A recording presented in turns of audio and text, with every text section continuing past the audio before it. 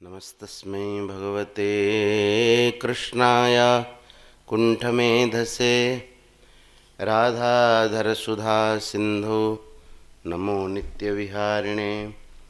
राधां कृष्णस्वरूपां वै कृष्णं राधास्वरूपिणं कलात्मानं निकुञ्जस्थं गुरुरूपं सदा भजे।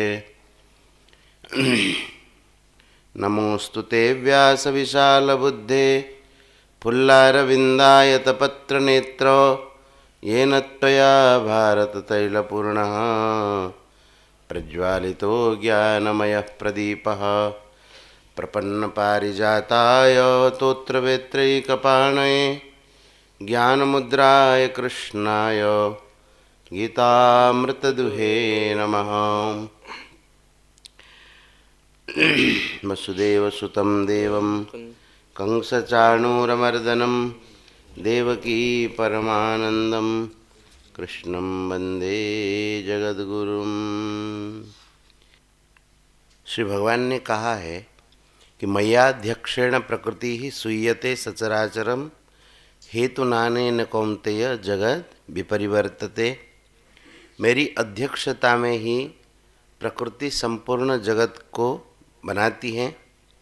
इसी हेतु से अनेन हेतुना हे कौन्तेय जगत विपरिवर्तते, जगत में विविध प्रकार के परिवर्तन होता है।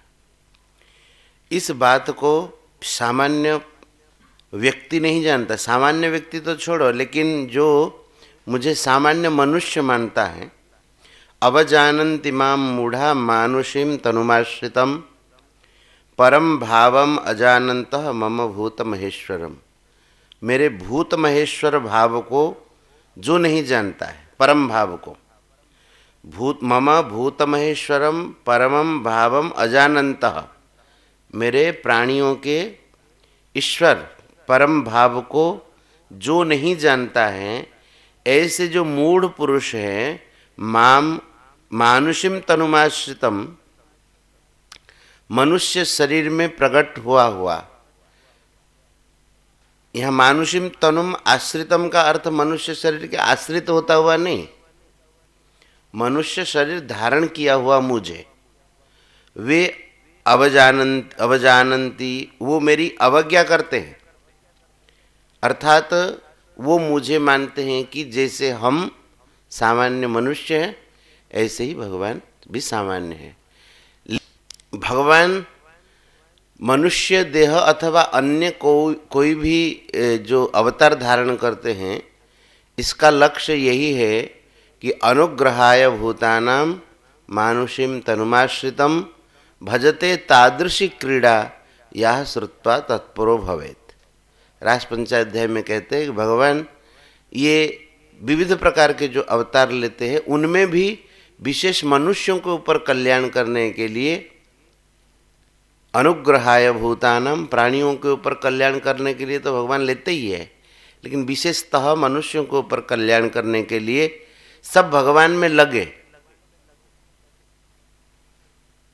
इसी उद्देश्य से भगवान क्या करते हैं, भजते तादृशी मानुषी देहमाश्रितम, मनुष्य देह को धारण करते हुए भजते तादृशी क्रीड़ा, ऐसी क्रीड़ाएं करते हैं, ऐसी लीलाएं करते हैं, यह श्रुत्वा तत्परो भवेत, जिनको सुनने के बाद मनुष्य तत्पर हो जाता है, अर्थात भगवान के परायण हो जाता है।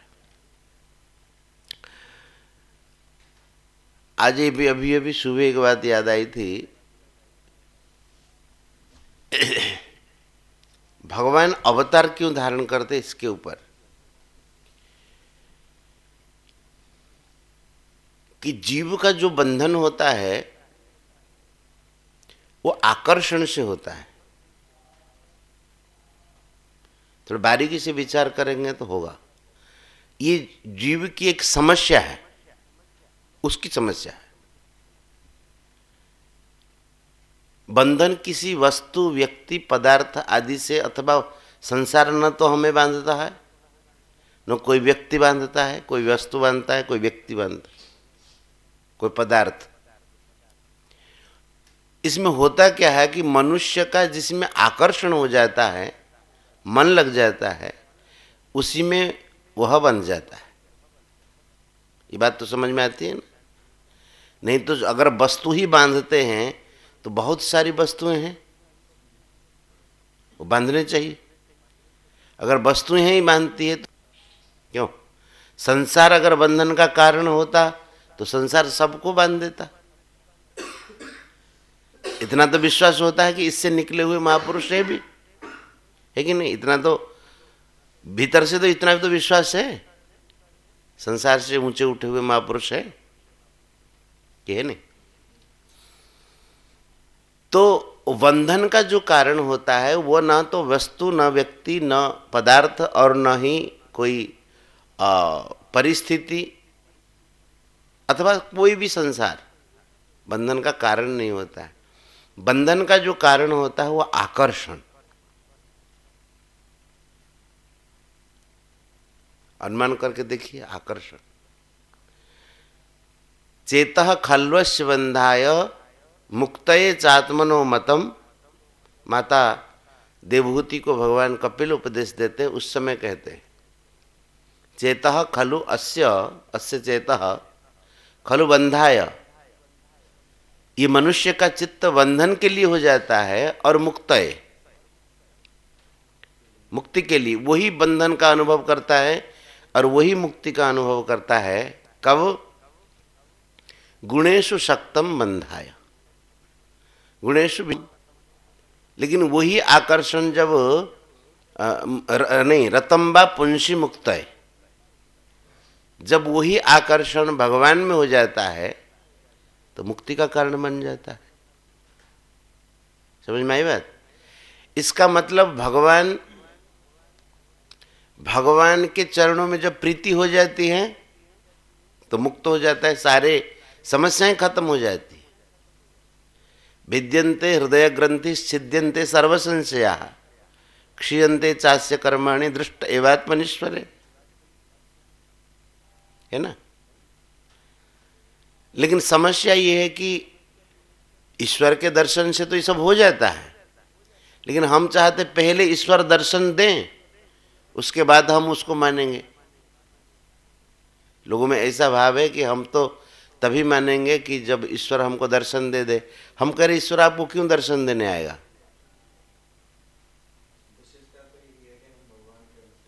नहीं, भगवान के तो अंश हैं, इस बात को तो आप मान ही नहीं रहे।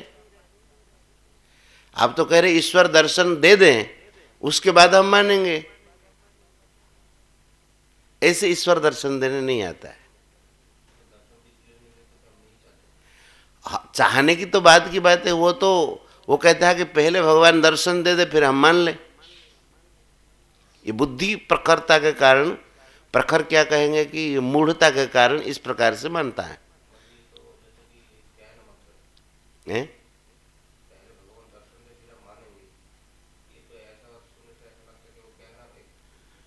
कहना एक बुद्धि का जो है कि क्या कहें हम उनको, ज्यादा मसाला चढ़ गया हो इसलिए ऐसा कहता है।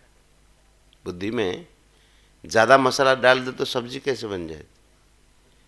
तो उसी प्रकार से है जिनमें श्रद्धा होती है। इदम तुते गुह्यतमम प्रवक्ष्यामि अनुसूयवे। भगवान भी गुप्त बात कहते हैं तो किस लिए कहते हैं? आप असूया दोष से रहित हैं, अर्थात मेरे प्रति आपकी श्रद्धा है। तो भगवान दर्शन और भगवान भी अपना अनुभूति कराते हैं। उनको तो कोई प्रमाण पत्र नहीं है कि इनको दर्शन दे देंगे तो हम निहाल हो जाएंगे। श्रद्धा के वशीभूत होकर के भगवान दर्शन देते हैं, इसमें कोई शक नहीं है और किसी प्रकार का कोई संदेह नहीं। तो हाँ, हम क्या मूलतः क्या कह रहे थे? बंधन होता है संसार का, आकर्षण से ही बंधन होता है ना? अब भगवान ने क्या कहा कि इन जीवों का आकर्षण जब संसार में हो रहा है, मैं कि जीव के लिए मैंने संसार को बनाया था, मनुष्य को बनाया था, और मनुष्य के लिए संसार को बनाया था, और मैं अपने लिए मनुष्य को बनाया था। समझ में आती बात?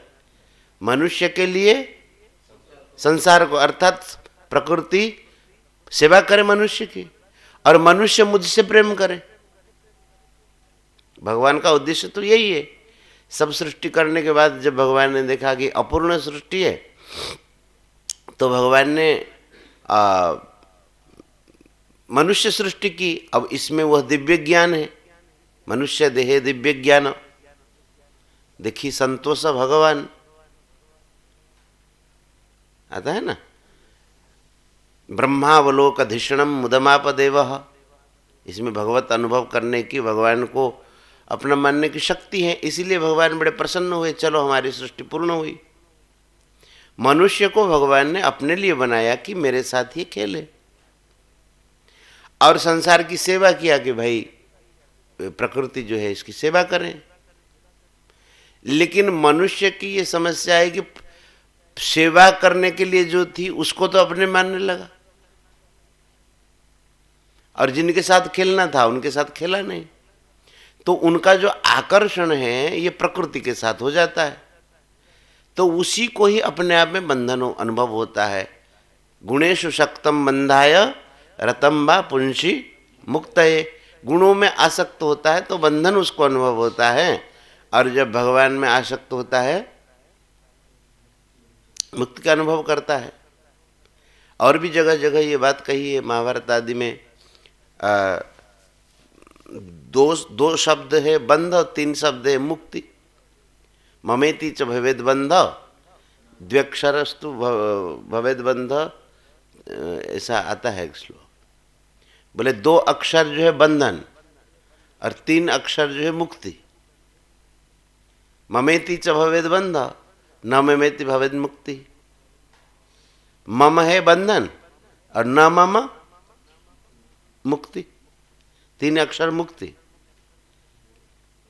और मम दो अक्षर बंधन। ये सहदेव जी कहते हैं, युधिष्ठिर जी महाराज जब युद्ध के बाद बड़े विषन्न हो जाते, कहते हैं अब तो हम सन्यास के लिए चले जाएंगे। सब अपनी अपनी बात कहते हैं, भीम भी अपने स्तर से कहते, अर्जुन अपने स्तर से कहते। सहदेव बड़े ज्ञानी हैं, वो थोड़े कहते लेकिन सटीक बात कहते। उन्होंने यही कहा कि भाई साहब, केवल घर छोड़ करके वन में जाने मात्र से मुक्ति नहीं होगी। मुक्ति के तो यही उपाय है कि मम है मुक्ति और न मम बंधन। अब घर छोड़ के चले जाएंगे तभी भी बंधन में रहेंगे, अगर न मम नहीं हो पाए तो। ये सहदेव बोलते हैं। तो सहदेव बड़े पंडित थे, ज्ञानी थे, ज्योतिष तत्व के बड़े ज्ञाता थे। तो इस प्रकार से भगवान ने सोचा कि अब इस सृष्टि को तो हमने बनाया इसलिए कि जीव की सेवा करे, और मनुष्य को बनाया इसलिए कि वो मुझे अपना माने। लेकिन मनुष्य खुद मुझे अपना न मान करके इधर चले गए, विषय में आकर्षित हो गए, तब बंधन का अनुभव करते हैं। तो भगवान ने क्या किया, इसीलिए पुनः भगवान ने कहा कि उन्हीं के साथ जाकर के हम खेले। निर्गुण से भगवान इसलिए सगुण रूप धारण करते हैं। अनुग्रहाय भूतानाम, श्री किशोरी जी के मन में जीवों को देख करके, विशेषतः मनुष्यों को देख करके यह संकल्प होता है कि प्रभु इनका उद्धार होना चाहिए। तो भगवान ने कहा कि फिर हम लोग चले लीलाएं करें, तो उस लीलाओं से आकर्षित हो जाएंगे। अच्छा, प्रेम कहाँ होता है? जहाँ समानता होती है वहीं पर प्रेम होता है। जहाँ अपनापन हो, समानता हो, वहीं पर प्रेम होता है। तो भगवान ने कहा कि फिर इनके जैसे ही बन के जाए, और एक हमारे यहां सिंह आ जाए तो आप उसके पास फटकेंगे, जाएंगे, उनका भी थोड़ा पैर दबाएंगे जाकर के। तो इसलिए भगवान यही रूप धारण करते हमारे जैसे। यही अनुग्रहाय भूतानां मानुषीम तनुम आश्रिता। और भजते तादृशी क्रीड़ा यह श्रुत्वा तत्परो भवेत्। ऐसी ऐसी लीलाएं करते हैं, विमुग्ध कर लीलाएं करते हैं, दया कृपा करुणा से युक्त लीलाएं करते हैं, भक्तों पर अनुग्रह करते हैं, जिससे कि मनुष्य तत्पर हो जाए। भगवान का लक्ष्य तो यही है। लेकिन ये जो मूढ़ हैं जिनमें ज्यादा बुद्धि चढ़ी गई, वो क्या करते हैं, अवजानन्ति माम मूढ़ा मानुषिम तनुम आश्रितम। अब भगवान क्यों आए थे कि इनको संसार से, बंधन से मुक्त करने के लिए। अब ये क्या सोचता है, हमारे जैसे मनुष्य शरीर के ये आश्रित है।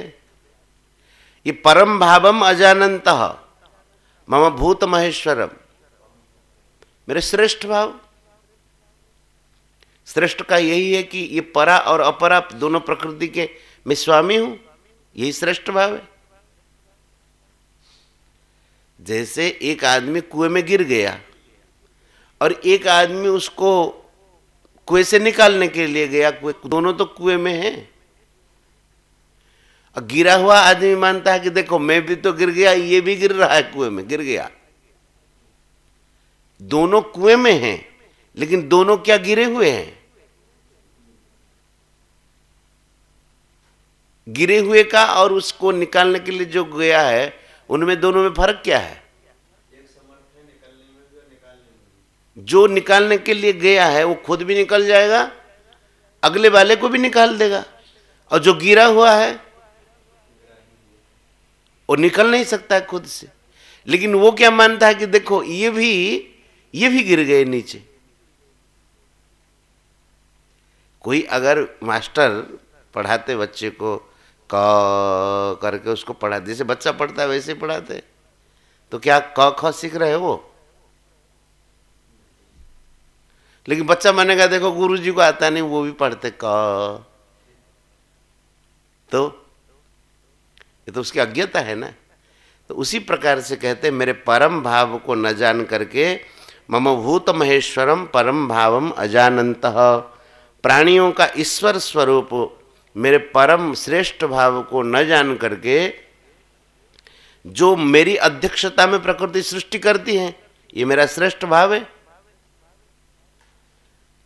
दोनों का मैं मालिक हूं, परा अपरा दोनों प्रकृतियों का मालिक हूं।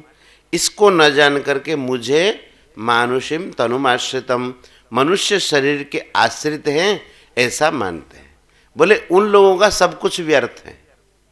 मोघाशा मोघ कर्माणो मोघ ज्ञाना विचेतसः राक्षसी मासुरीं चैव प्रकृतिम मोहिनीं श्रिताः।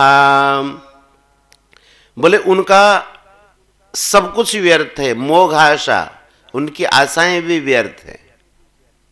मोघ कर्माण, उनकी कार्य भी व्यर्थ है।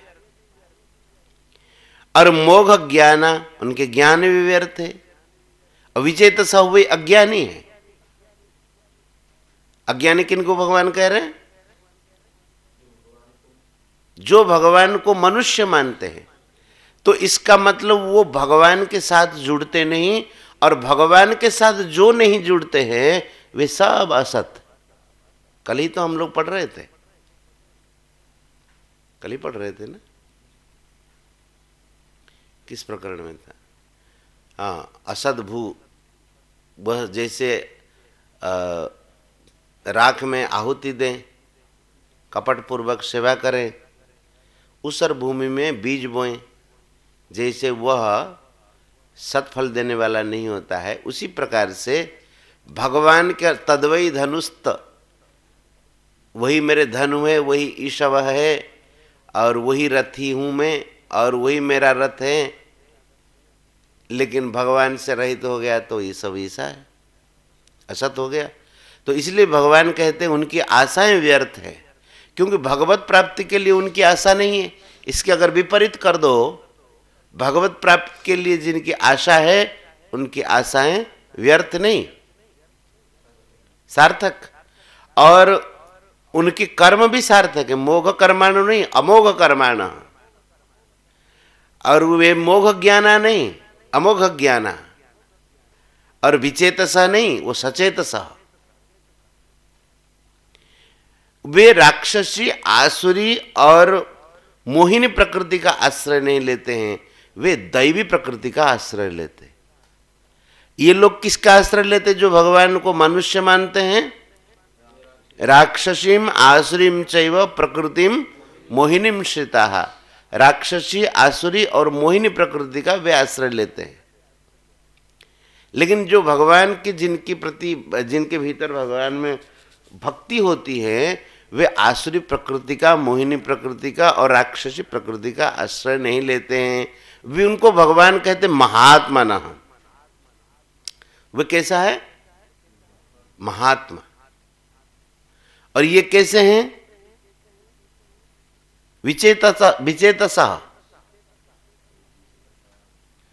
विचेतसा माने वो अज्ञानी है, उनकी चेतना ही नहीं है, हैं? उनके ज्ञान व्यर्थ है। मोह का अर्थ व्यर्थ है ना। और कर्म जो करते वो भी व्यर्थ है। व्यर्थ का मतलब वो सदफल नहीं होता है, क्योंकि भगवान से जुड़ते नहीं ना वो।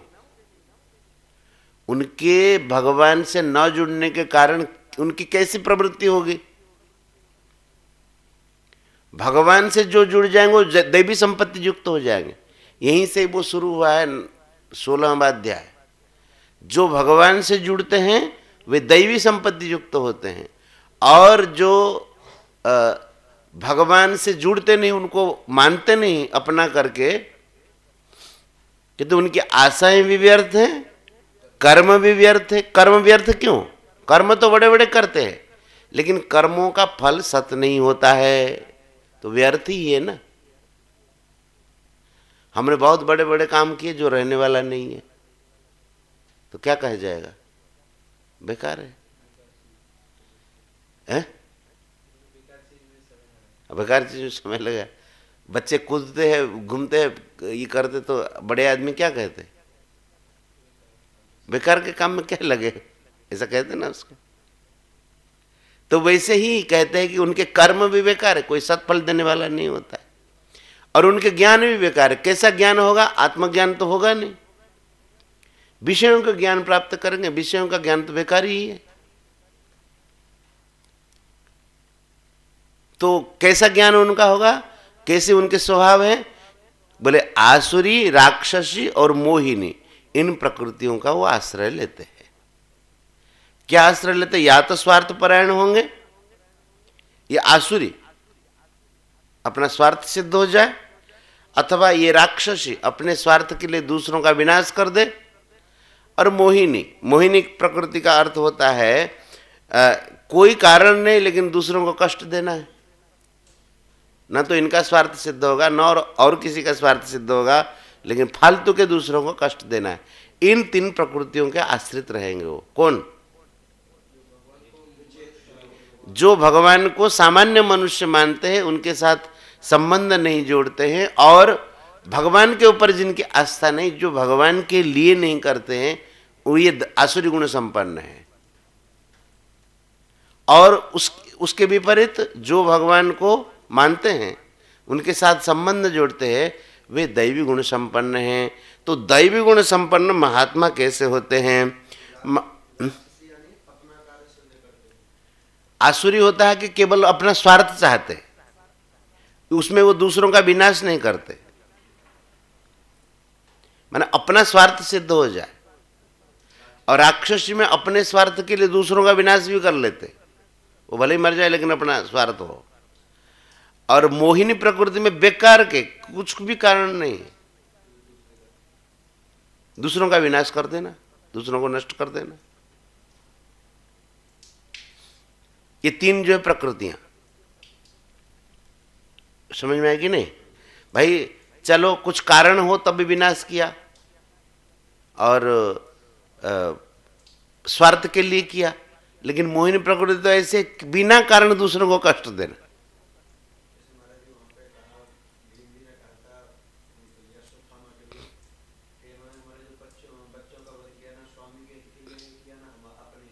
हाँ, ना तो उससे स्वामी प्रसन्न हुआ, और न इनका, अच्छा उसको मिला क्या?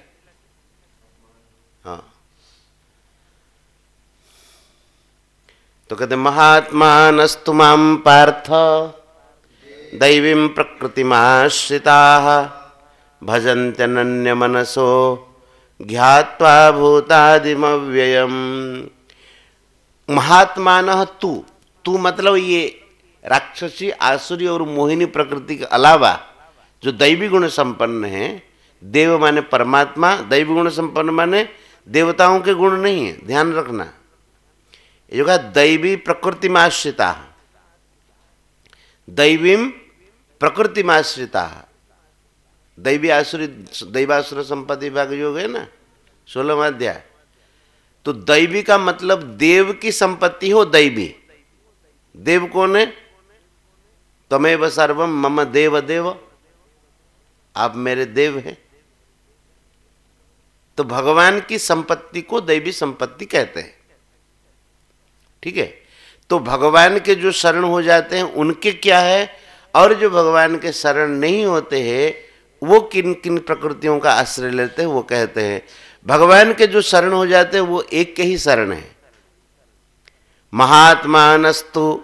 लेकिन जो महात्माएं हैं, तू महात्मानः, हे पार्थ, दैवी प्रकृति में आश्रिता महात्मानः अनन्य मनसः माम भजन्ति, अनन्य मन से मेरा भजन करते हैं।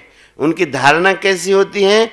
ज्ञात्वा भूतादिम अव्ययम, संपूर्ण प्राणियों के आदि और अव्यय। समझ में आता है? यहां ज्ञात्वा का मतलब जान करके नहीं,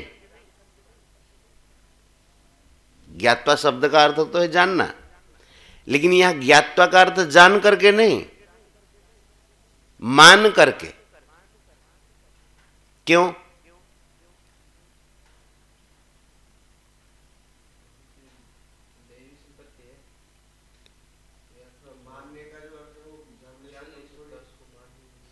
जो प्राणियों का आदि है उनको ये जान कैसे सकता है? समझ में आई नहीं भाई? भूत आदि अव्ययम। अच्छा, प्राणी तो बाद में हुआ है, और ये तो भगवान तो उनसे पहले सबके आदि है ना। भूत आदि माने सब प्राणियों के आदि। जैसे आप हमारे संबंध में जितना जानेंगे, अब जानेंगे नहीं, मानेंगे कि हमने कहाँ रह के साधन की, कैसे किया, क्या नहीं किया, कितने मेरे में अवगुण है, क्या नहीं, क्या है। आप मानेंगे कि जानेंगे? क्यों? कहीं से भी सुना होगा, अथवा हम कभी किसी प्रसंग में कोई बात कहे होंगे, उससे मानेंगे। स्वामी जी महाराज जी के संबंध में आप जानेंगे कि मानेंगे? जान नहीं सकते। क्यों?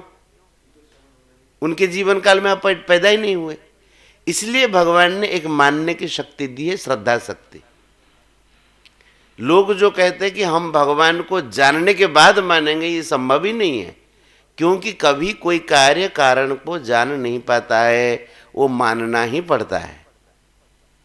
समझ में नहीं आई बात? हाँ, अगर जानने की शक्ति का उपयोग करना है तो संसार क्या है इस बात को जानो। संसार का नश्वरता, संसार की बोध करो, ये जानने की शक्ति का उपयोग है। अब कोई कहता है कि हम भगवान को जान जाएंगे, ये तो कदाचित संभव नहीं है। क्यों संभव नहीं है? भगवान हमारे आदि हैं। न मे विदुः सुरगणाः प्रभवं न महर्षयः, अहम आदिर ही देवानां महर्षिणां च सर्वशः। सबका आदि में हूं, इसलिए वे मुझे नहीं जान पाते। भगवत प्राप्ति के लिए, भक्ति के लिए भगवान ने मानने की शक्ति दिया। बड़ी समस्या है कि हम लोग मानने की शक्ति और जगह उपयोग कर देते। करते कि नहीं?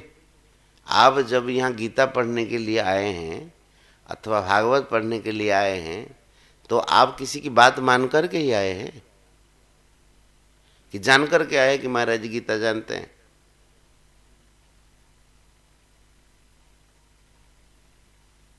हैं? मान करके ही आए हैं ना। रास्ते में हम लोग चलते हैं तो मान करके ही चलते, विश्वास करके चलते हैं कि जान के चलते हैं? उधर से गाड़ी आ रही है, हम ये मानते ही नहीं हमारे पर ये चढ़ाएगा नहीं, तभी तो उसके रास्ते से उस किनारे से चले जाते हैं।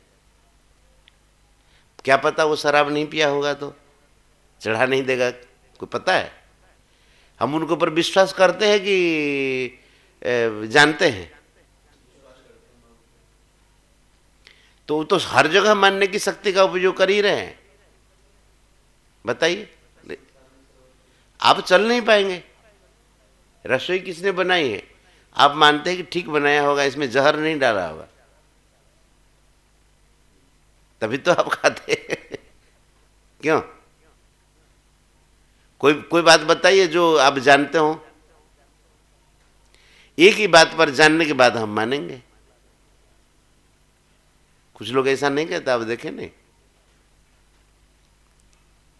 उनको तीनों चीजों का बोध नहीं। जानना भगवान को आप जान ही नहीं सकते। तो ज्ञात्वा भूता दिव्यम का महाराज जी अर्थ कहते हैं कि ज्ञात्वा का अर्थ यहां मानना है, और मानना भी जानने से कम नहीं है। अच्छा, माना किसके आधार पर? भगवान की वाणी के आधार पर, अथवा शास्त्रों के आधार पर, अथवा संत महापुरुषों के आधार पर। भगवान को कैसे मानता है? संतों से सुनकर के, अथवा भगवत वाक्य से, जैसे भगवान ने कहा, भगवान की वाणी से। भगवान जब अपने विषय में कहेंगे वो ज्यादा कहेंगे, उनकी बातों को मान लेना ठीक है, कि आप अपनी खोपड़ी से जितना जान पाएंगे उतना मानना ठीक है। एक उड़ीसा में एक प्रचलित है कि वो है, कहीं कहते लोग, जहाँ न देखी वह बेनी नयने परते न जीव गुरु वचन।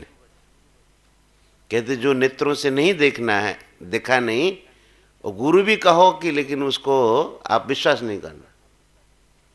हम कभी आश्चर्य करते ये बनाया कैसे? माँ बाप को देखा है हम लोगों ने, पिता को देखा है, मान लेते हैं ना माँ के कहने से हमारे पिता है। आप कहोगे मैं मानूंगा नहीं, आपका जीवन ही नहीं चल सकता। चल सकता है? बताइए, चल सकता है तो बताइए, एक ही दिन चलो, चल ही नहीं सकते। तो इसलिए यहां ज्ञात्वा का अर्थ होता है मानना, और मानना भी भगवान को जानने से कम नहीं। क्योंकि माना कैसे? शास्त्रों के आधार पर, और भगवान के कहने के आधार पर, संतों के आधार पर। इनके आधार कभी व्यर्थ होता ही नहीं है? हाँ, तो श्रद्धा किन पर है? शास्त्रों पर, संतों पर और भगवान पर ही तो श्रद्धा है। तो इनकी बातें कभी झूठी हो ही नहीं सकती, ये सत्य से भी सत्य है। और हमारी बुद्धि तो धोखा खा जाए, लेकिन भगवान अपने विषय में कहे तो असत्य कैसे होगा? इसलिए कहते ज्ञात्वा भूतादिम अव्ययम, प्राणियों के जो आदि और अव्ययम माम, माने प्राणियों के आदि और मुझ अव्यय को ज्ञात्वा का अर्थ होता है वो इस प्रकार से दृढ़ता पूर्वक मानते हैं कि भगवान ही हमारे हैं, आदि हैं, और भजन्ति अनन्य मनसः, अनन्य मनसः से माने अनन्य मना होकर के वो मेरे भजन करते। ठीक है, यहीं पर रुकते हैं। गोविंद जय जय गोपाल, जय जय गोविंद। श्री राधारमण हरि गोविंद जय जय। श्री वृंदावन बिहारी लाल की, श्री राधा रानी की, श्रीमद् भगवद गीता मैया की जय जय। श्री राधे।